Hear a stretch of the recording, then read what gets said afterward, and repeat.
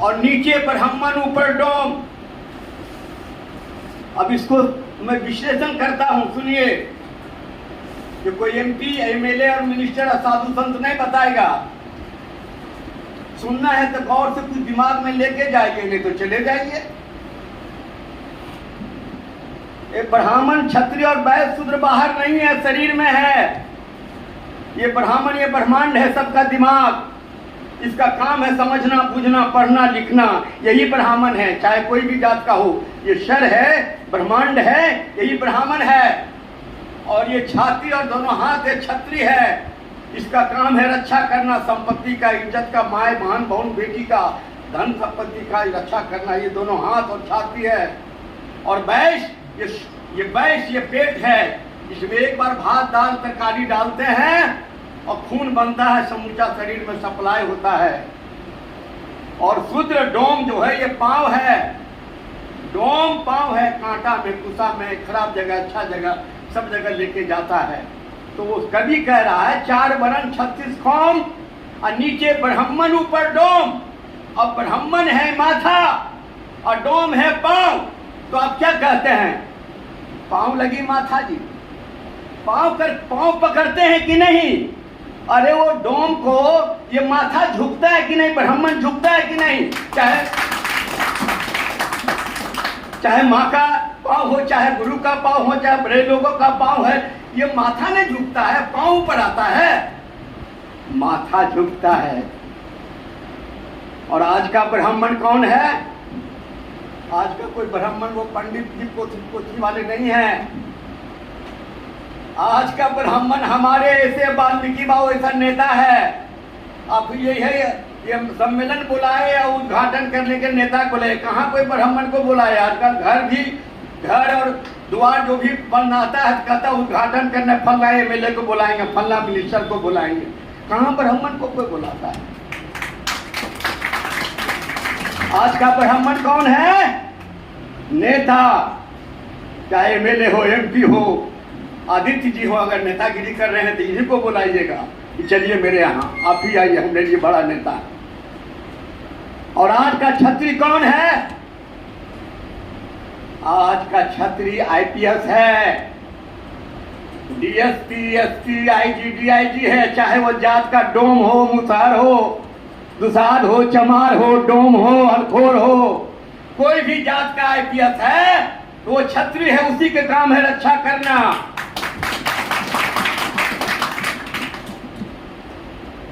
और आज का वैश्य कौन है?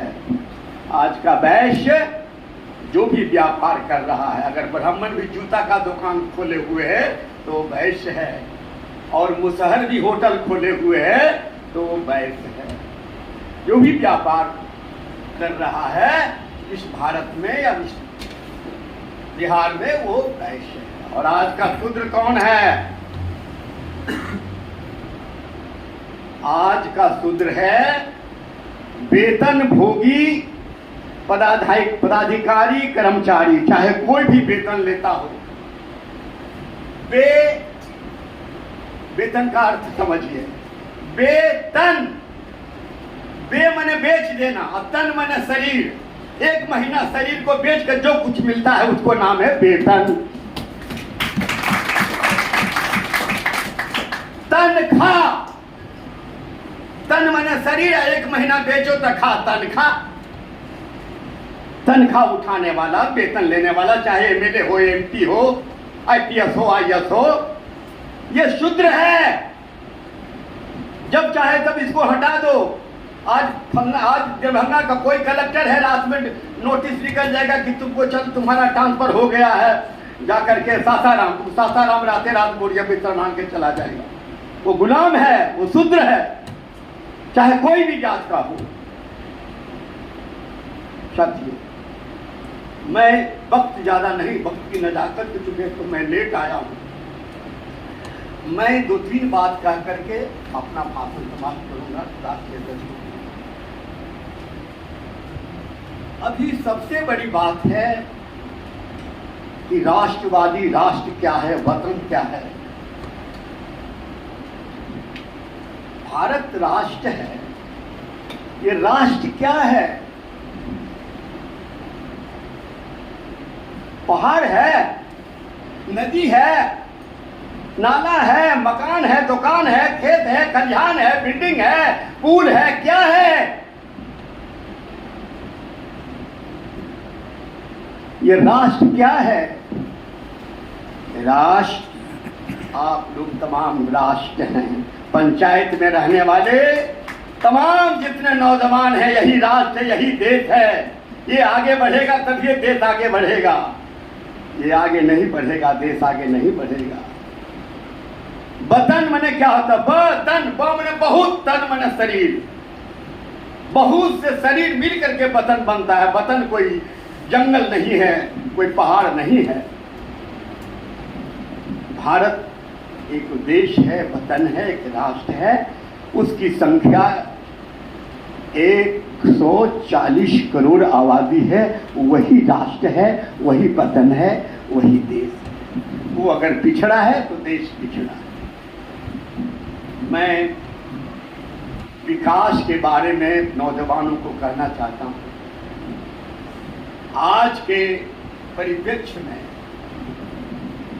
जितने भी सरकार हैं, कोई भी सरकार हो, मैं नहीं कहूँगा किसकी सरकार नहीं है, मैं इतना ही कहूँगा कि पालकी ढोने वालों ने लूट लिया दुल्हन की पालकी। पालकी ढोने वालों ने लूट लिया दुल्हन की पालकी। आज यही है हालत है पूरे हिंदुस्तान की, पूरे हिंदुस्तान की। आपको बचाना है पालकी को। साथियों, मैं ये कहना चाहता हूँ कि आज जो पुल बन रहे हैं, बड़े बड़े बिल्डिंग बन रहे हैं, रोड बन रहे हैं, इसी को लोग विकास कह रहे हैं। जबकि सुप्रीम कोर्ट ने कहा कि जब तक एक कोई गांव का एक एक युवा, एक एक गरीब आदमी का विकास नहीं होगा, तब तक ये विकास, रोड, पुल, ये मेट्रो ट्रेन, कौन कौन पाइप ट्रेन चला करके बड़े बड़े बिल्डिंग अरबों खरबों खर्चा करके देश को विकास नहीं किया जा सकता है। उसमें किसका विकास होता है? रोड बन रहा है, किसका विकास है मालूम है? गिट्टी बनाने वाले, सीमेंट बनाने वाले, ईंटा बनाने वाले, बालू लाने वाले, यही सबका विकास है। और नहीं तो जो मंत्री है उसका, और उसका जो अफसर है उसका, और ठेकेदार है उसका, और गुंडा है उसका, 3-4 आदमी का विकास हो रहा। या गांव का रोड बन रहा था, गांव का विकास हो रहा। वो तो ऐसे भी चलता था, उसके पास कहाँ गाड़ी है कि जाएगा रोड पर। ये युवाओं को समझना होगा कि मेरा विकास कैसे हो। इसलिए साथियों, विकास क्यों रुका हुआ है? जब देश गुलाम था तो इसका जो बजट बनता था वो इंग्लैंड में बनता था, और इंग्लैंड का बजट कभी घाटे का नहीं होता था। वो सोने की चिड़िया भारत कहलाता था। तो जब वहाँ से बजट आता था, जब आज़ाद हुआ तो नेहरू जी जब प्राइम मिनिस्टर बने थे, इन्होंने भी बजट बनाया। और जो संपत्ति पर डॉक्टर भीमराव अंबेडकर ने जो एक वोट दे करके कहा कि जो भी वोटर है उसकी संपत्ति होगी, सारी संपत्ति। लेकिन जो सरकार बनी, किसी का भी सरकार, जो पूंजीपतियों ने अपनी संपत्ति को जो चुरा ली, रख ली और रिजर्व बैंक में डाल दी। तो नेहरू जी जब आए तो उन्होंने बजट जब बनाया तो बजट में पहला बजट वो चीफ सेक्रेटरी और चीफ मिनिस्टर के नाम से दे देता था। तो चीफ सेक्रेटरी क्या विकास करेगा? वो जमा तमा बांट कर दे देता था। नेहरू जी मर गए, तब आ गए शास्त्री जी। शास्त्री जी कहें कि भाई ये विकास जो है ये तो नीचे का चीज़ है, ऊपर में थोड़ी होगा जो कि चीफ मिनिस्टर को हम पैसा दे दें और चीफ सेक्रेटरी को दे दें। तो उन्होंने कहा कि नहीं, तो उन्होंने कर दिया कि नहीं, हम डीएम को पैसा देंगे, डीएम जाकर के क्षेत्र में विकास करेगा। तो बजट जब बनने लगा तो डीएम के नाम से पैसा आने लगा। तो लाल बहादुर शास्त्री मरने के बाद इंदिरा गांधी आई। तो इंदिरा गांधी ने कहा कि डीएम क्या विकास करेगा, ये तो दिन भर इस कुर्सी चाप लेकर के बैठा ही रहता है। तो उसने ब्लॉक बना दिया। कहा नहीं, अब ब्लॉक डेवलपमेंट प्रखंड विकास पदाधिकारी को हम पैसा देंगे, वो विकास करेगा। ये इंदिरा गांधी ने कहा। इंदिरा गांधी जब मर गई तो राजीव गांधी आया। राजीव गांधी कहा कि अरे हम 1 रुपया, आपको याद होगा पेपर में, मैं 1 रुपया भेजता हूं तो 15 पैसा 20 पैसा ही पहुंचता है, विकास के लिए सब पैसा तो बढ़ जाता है। अब हम वीडियो को भी पैसा नहीं देंगे, अब पंचायत समिति मुखिया को पैसा देंगे, वही पंचायत में विकास होगा। तो ये पैसा घसकते घसकते पंचायत में आ गया, और पंचायत युवाओं का घर है, पंचायत ग्राम सभा का घर है। ग्राम सभा में सबसे ज्यादा वोटर पंचायत में यहाँ के नौजवान पंचायत के होते हैं। अब उस पैसा को अगर आप आने वाली पीढ़ी के नाम पर अगर आप उसको दखल दहानी नहीं करते हैं, नहीं देखते हैं, नहीं सोचते हैं, नहीं समझते हैं, तो आने वाला पीढ़ी तो आपको माफ नहीं करेगा। कहेगा कैसा मेरा बाप दादा था कि पैसा ऐसी चलता कर दिया। आजकल पंचायत का मुखिया स्कॉर्पियो से घूमता है, जनता का पैसा है, लूट सटूट है। तो ऐसी परिस्थिति में युवाओं का ही देन होगा कि पंचायत को भी ठीक है। और वाल्मीकि प्रसाद सिंह हमारे राष्ट्रीय अध्यक्ष के अथक परिश्रम से अब पंचायत को इन्होंने बताएंगे 29 मांग को दे दिया है। 29 ऐसी चीज दिया है कि अब किसी भी प्रांत सरकार के पास में कुछ नहीं रहेगा, केवल कॉलेज रहेगा, हॉस्पिटल रहेगा, छोटा मोटा यही सब रहेगा, क्या सब काम अब पंचायत करेगा। इन्होंने डिमांड को पास करवा लिया है कैबिनेट से। अगर अब आप नहीं सुधरेंगे, अब आप नहीं लेते हैं, तो इसमें ब्रह्मदेवानंद पासवान और वाल्मीकि सिंह का क्या, पलटू पारस क्या करे जब लोहा खोटा हो। पलटू एक कवि था, वो कह रहा है पारस क्या करे जब लोहा खोटा। लोहा पारस का काम है, लोहा सटा और सोना बना। अगर लोहा पारस में सट के सोना नहीं बन रहा है, इसमें पारस की क्या गलती है, लोहे खोटा है। अगर वाल्मीकि साहब हम लोग का भाषण सुन के आप नहीं जागते हैं, इसमें हमारा क्या गलती, आप भटकिए रहिए। आज जो शरमजीवी, बुद्धिजीवी और कलमजीवी के कामों पर हथौड़ा पड़ रहा है, जो सत्ता पर, संपत्ति पर, शिक्षा पर, संस्कृति पर, सम्मान पर, शासन पर बाकब्जा जमाए बैठे हुए हैं, युवाओं को छूने तक नहीं दे रहा है, न भागीदारी दे रहा है सत्ता में, न किसी कार्य में। इसमें सरकार की क्या करती है। आप संगठित होइए, संघे शक्ति कर लीजिए। अरे भगवान डरते हैं भक्ति से। भगवान क्या चीज से डरते हैं, भक्ति से ना। और सरकार डरती है शक्ति से, और शक्ति है जनता के पास, युवा के पास। जिस दिन संगठित हो जाएगा सरकार डर जाएगा सारा चीजें।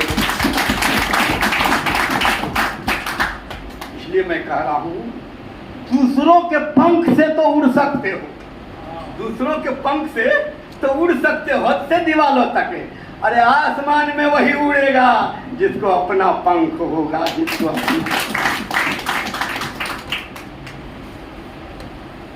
तो आप लोग को तहे दिल से हमसे जुड़िए, जो भी करनी होगा। ये नहीं कि हम आज आगे चलेंगे, फिर बुलाइए, फिर आएंगे, लेकिन आपको बोलना होगा। अपनी जमीन अपना आकाश पैदा कर, अपनी जमीन अपना आकाश पैदा कर, हर कदम पर विश्वास पैदा कर। अरे मंजिल मांगने से नहीं मिलते मेरे दोस्त, मंजिल पाने के लिए आत्मविश्वास पैदा कर, आत्मविश्वास।